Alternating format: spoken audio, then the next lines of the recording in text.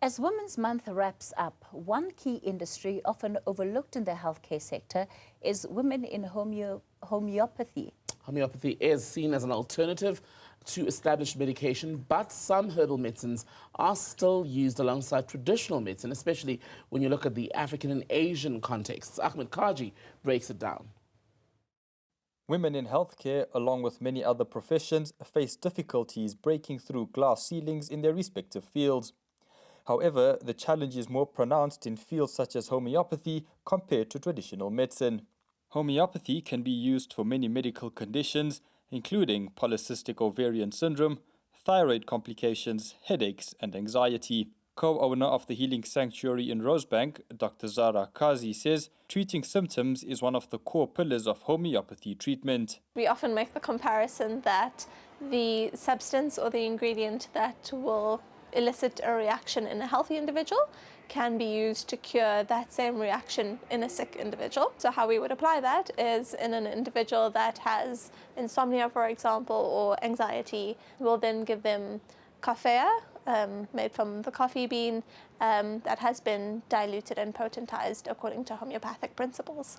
Meanwhile, co-owner Chanel Martin says there are many preconceived misconceptions, including high costs, longer treatment times, and that it can't be used alongside traditional medication.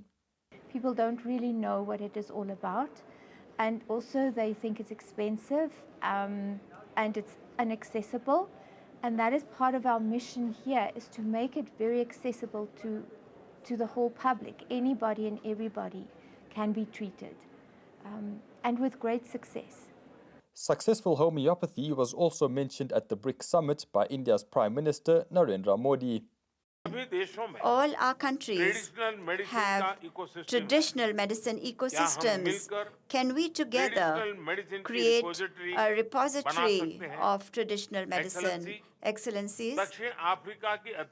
Under South Africa's presidency, countries of the Global South have been given special importance in BRICS. Martin says it would be helpful for the sector on a global level. A repository would help because I think that way we can grow it globally, not just here in South Africa.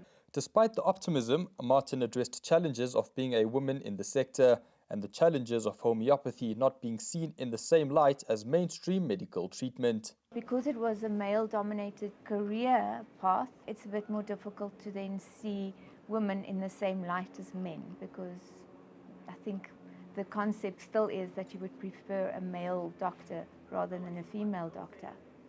Meanwhile, Kajee says despite these challenges, women continue to make strides in the sector.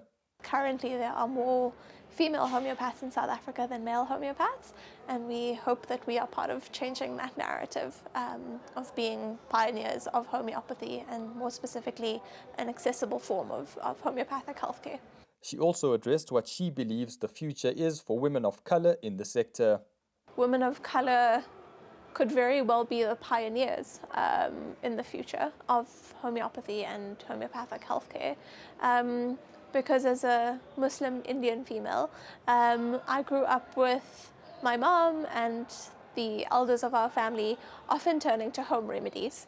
And I think because that's built into how we're raised, there's less resistance and there's more acceptance of alternative forms of healing and a more holistic healthcare approach. The two health practitioners run workshops and special talks for people interested in homeopathy. For Newzroom Africa on Channel 405, I'm Ahmed Kajee in Rosebank.